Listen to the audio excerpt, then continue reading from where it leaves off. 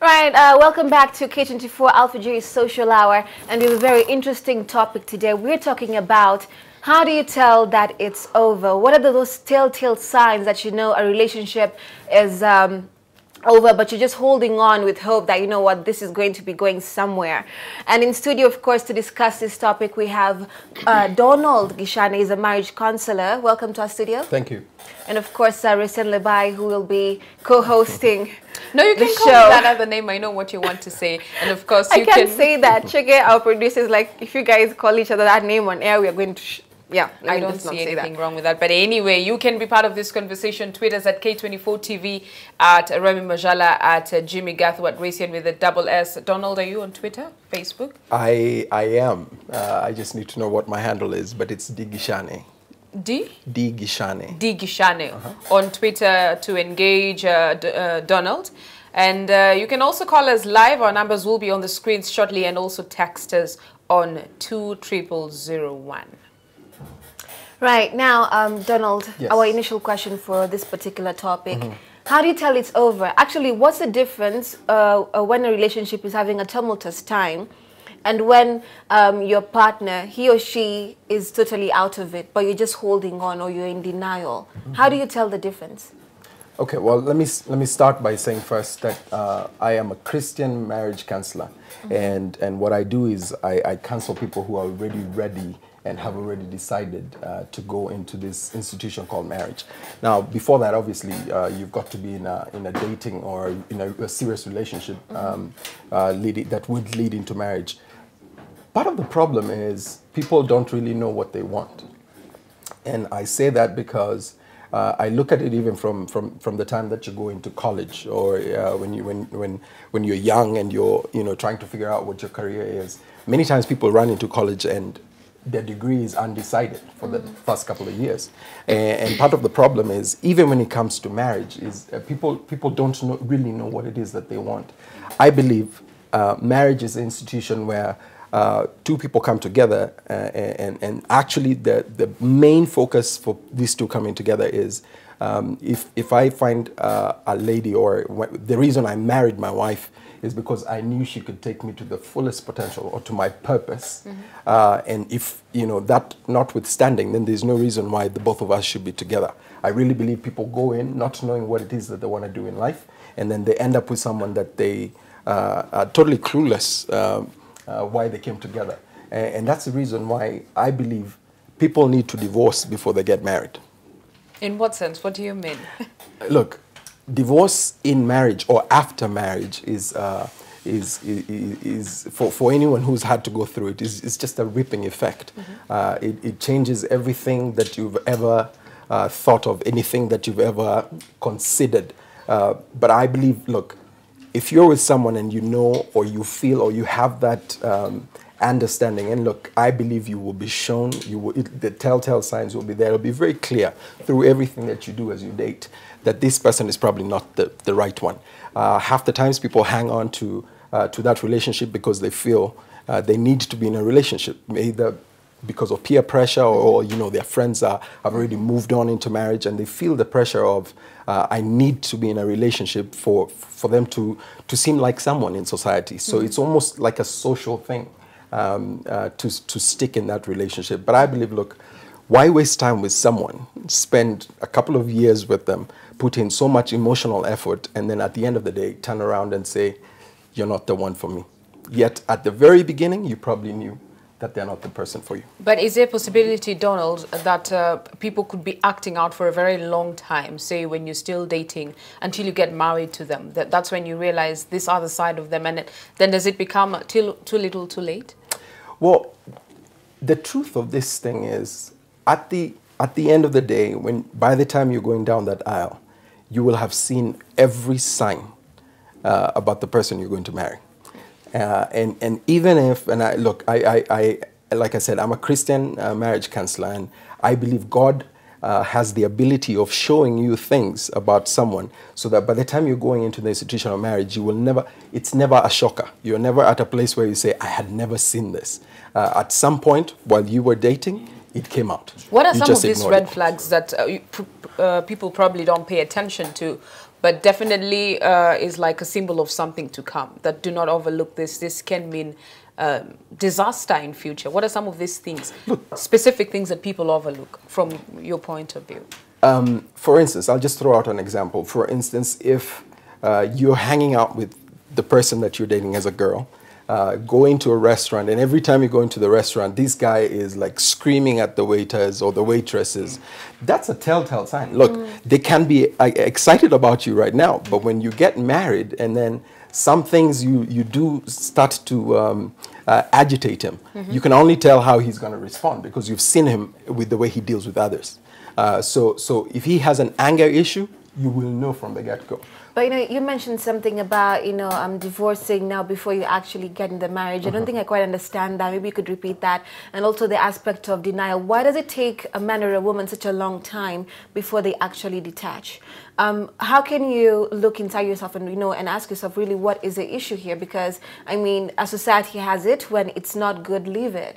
You know, so why does it take such a long time before you know, your light bulbs go on and you're like, okay, this is it. Okay. Yeah. Well, look, relationships are emotional. Yeah. So you put in a lot of effort. You put in a lot of attachment to what it is that you're doing. So it's energy that goes in. The reason why it becomes so hard to pull away, or the reason it becomes so hard to detach yourself, is because of how much you've actually put into this relationship. For instance, think about your best friend. You know, if you have a best friend or a really close friend, the thought of being away from them or separating from them or your lives being totally different is actually, it's a very hard thought. It's because men and women were not created not to be in relationships. We are actually all created to dwell with each other. And that's why it feels so, it's like gluing two pieces of paper together and then trying to separate them after that.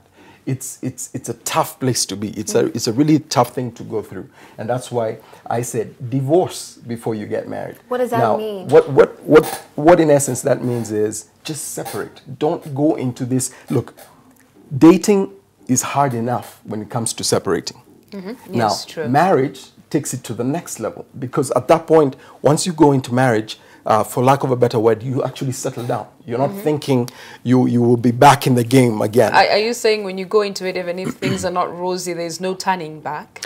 Well, again, as a Christian counselor, I believe you should go in there, make it work, fix it. Whatever the problem is, if you've gone down that aisle, excuse me, if you've gone down that aisle and said, this is the person I want to be for the rest of my life, make it happen. But there's also a difference between, like what I asked you initially, a tumultuous time in the relationship and actually a bad marriage or relationship. In the sense that sometimes some people can't tell the difference, that this bad time will actually end and both of you will be able to, you know, come to a point where you can be able to relate well again. And then just a bad relationship which is supposed to come out of, you know. So some people, how do you, when you're having that bad wave, know that, okay, fine, this is going to end and this is never going to end, so you should get out? Look,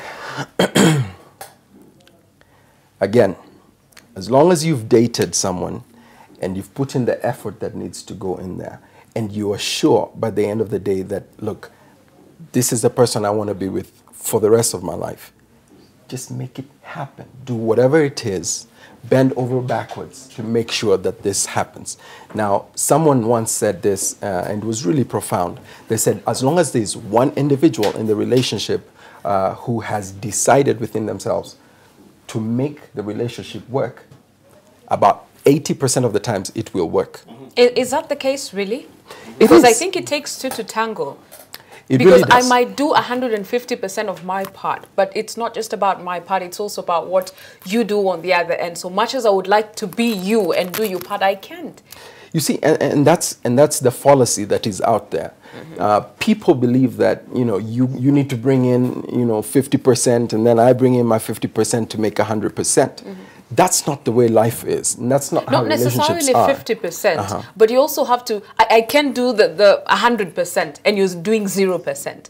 Then it's not a relationship of whatever magnitude, whether it's just a relationship or it's just marriage, if you're not doing anything. Look, I partly agree with what you said, and a lot of people have that mentality that, look, if I put in what I am supposed to put in, you should put in the rest so we can meet at a place where either it's 100% or 100%. Mm-hmm. But the attitude you should go into marriage with or into this relationship with is, I will give my all, regardless of what you give. Now, if you go in there with some form of comparison, trying to figure out what is it that you're trying to give, that leaves you at a place where you're not giving 100%. Mm-hmm. Yeah. So you should go into this thing without thinking, what is the other person putting in? Right. If you've made that decision that you want to go down. Right. And we now have Jimmy on the wall. And Jimmy, before you go through our response, the thing is, how much, people would argue, how much are you supposed to give in terms of giving your all? Like society has it, it's a give and take kind of a thing. And as much as, of course, you'll get into marriage, things are different. Things are not, you know, the way you see it sometimes in the movies. You have to be very realistic. Yes, you have to be very realistic and use your head and reason it out. So thing is, when you're giving, how much, is there a quantity on how much you're supposed to be giving? No. Give 100%. And should you keep some to yourself just in case, like insurance? No. But you're never too sure based on the trends that we see. Somebody once told me, Remy, that a marriage is not for you. Now, hold on before you throw punches at me. It says that's the attitude you should go into. That marriage is for the person you're marrying. So you give 100% to that person and don't expect anything back. That's correct. But realistically, is that even possible? It is. It is. I'll tell you one thing. And you can call me a wuss, you can call me name it. Do you know why I got married? Do you know why I got married? I fell in love with my wife. You can call me a wuss, you can call me, no, Jimmy, you ain't so even if yeah, exactly. And I like what our guest said. You know what? Yes, there are certain telltales you will see. Okay? And perhaps many people say this, or they make mistakes, and they say it will fix itself. Most of the times, it doesn't. That's right. But when you say, this is a person I want to grow old with, okay? And with all those bits about the person that may not be what you expected, do you walk out? Do you say, oops, I made a mistake, or do I fix it with love? And let me tell you, Resian, don't ever, I'm not embarrassed. If anyone asks me, so why did you marry Kathy? I always say, I'm not embarrassed. My late uncle told me, never be embarrassed to say, I married her because I loved her. Otherwise, what's the point? Because, oh, she's pretty. What if she grows old? What will you say? And Jimmy, you know what I mean? And Jimmy, that means as a person, your character must be very strong, right? Because at the end of the day, in society, like I said, showing, you know, that like you said, you fell in love with her. That's why you got married. But sometimes in society, that's, I mean, like you said, you can be termed as a wuss or, you know, whatever it is. That's what, so how did you make your character that strong to know that if things go wrong, I'm still going to stand and, you know, make this work? How did you come to a place, that place as a man? It's not easy. And I think our guest also talked about that. It's, you know, because we don't celebrate heroes in this country. We don't celebrate good men or women. We don't. Look at all the movies, look at what's in the papers. I mean, sometimes I wonder, is there anything good about Rachel Shebesh? And you'll be surprised, there's many things about Rachel that is amazing. But we'll never know because we don't celebrate good people or good things. So anything Rachel Shebesh does that is negative, headline story. That's society. But the thing is this, and people will criticize you, people will say, you know, you're a wuss. But you know, when you get into your digs, the four walls, all those guys are not in there to either fix your problems. It is the two of you. That's the reality. When you go out there in the open, you can do a show. Panganga. Yeah. But mukingia kwa hao, wale watu wa nje tu wanakuambia sijui either mwache ama sijui either when mpango wa kando manini haingii kwa nyumba. And the moment you realize that is when okay, I can't say that word, hits the fan. When that hits the fan and you go back and say, you know, I left that guy. So we meet for a drink. Oh, you know, I'm meeting my boyfriend. So maybe kesho. Guys wanakuachilia hivyo. That's the truth. Anyway. I can go on and on, you know me. I can go on and on. Let me tell you what guys are saying. Jemo anasema, I would move on if she really thinks I'm useless and has another caringless and loveless. Not sure what that means, but yeah, I get it. Okay. Martin, moving on proves you are strong emotionally and also mature, and you are ready for the next. That is better. And I hope you're talking about not marriage, because you know. And I'm not saying if your man or woman treats you badly and badly, you know, kama ni jamana kupiga mambao, you know, if you're in a violent relationship, please walk away. If you're in a marriage and the man beats you, it won't stop. And like our guest said, you can see these things when you're dating. If that guy shouts at the waiter, trust me, those are telltale signs which you must see. Okay? But then eventually when you do get into it, how do you fix it? If that man fixes you, anyway. Wellington. When the pieces bounce back and hit you, I don't know what that means. James, I can never be comfortable in one where there is no care. Okay. Jack Kamau. Yes, and it's so funny how one partner in a relationship would not want to let go. Okay. Moving on simply means trying to pretend that other persons don't exist and wasn't part of your life. Oh, wow, okay. Kinoti, it's important. It's setting one free. It may not be easy, but it must be done. True. I see what you're saying. Matt, anyway, Martin. True. It signifies that you are a ruler over your life. True. True. Sir Charles, you have to be broken to be made new. Let go. It will hurt, no doubt, but let go. So it really depends on your character. What is your threshold? What to you will make you decide, pana. And me, let me tell you, we've been together for many years. And I always say this, when people say the worst will come, it never did. For better, for worse. I've always told you, Resian and Remy, what does that mean? Richer for poorer. That kind of makes sense. For better, for worse. That for better, for worse. What is worse? But it can be every day is worse. It was no, better or worse. Yeah. So exactly. And you know, let me tell you, Resian, in the depth of your heart, you know the truth about your person. You know the depths of what you can handle. Anyway, you have a caller from Kasarane. Good morning. Hello. Hello. Hey, una sauti poa. Hebu sema tena hello, sema hello. Hello. Hey, ni poa. How are you, man? I'm fine, thank you. I wanted to ask a question to the panel. Yes. My question is this. What is the difference between somebody who does what they love and somebody who does what they don't love? Is there a difference between endurance on those two people, or is there no endurance? What is the difference? The other thing is, if you love something, will you not fight for it? And if you don't love something and you've gotten into a career which you don't love, when you face challenges, what happens? You bounce. That is my question for all of you. Well done. I'm not sure it's a question. I think you're telling us something very powerful, but thanks, man. Let me throw that back to our guests, to you and Resian and Remy. Right. Donald, you want to take that out? Look. That's a powerful thing you said.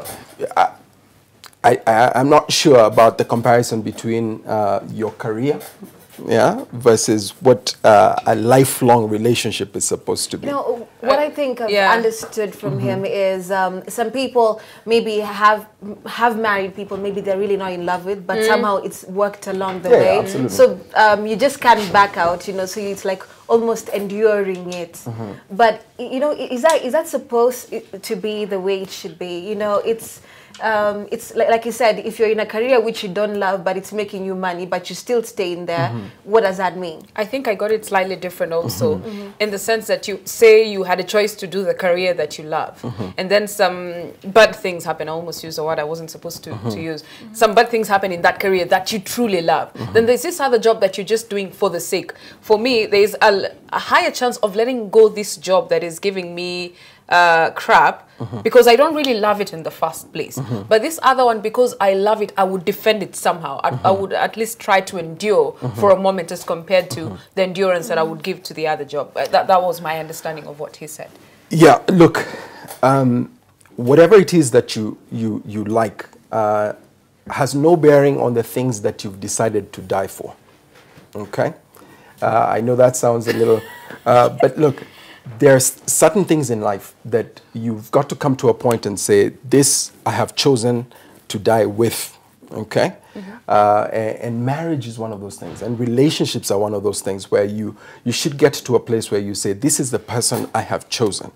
Now, if that thing fails, you look at it like, I have failed. So you do whatever it is, or whatever it takes. Look, I'm a businessman, and many of the startups that I've come up with, I've had to decide this is something that I'm going to die with, and I'm going to do whatever it is that it takes. You know, even if it's time away from family, even if it's time away from holidays, I do whatever it takes.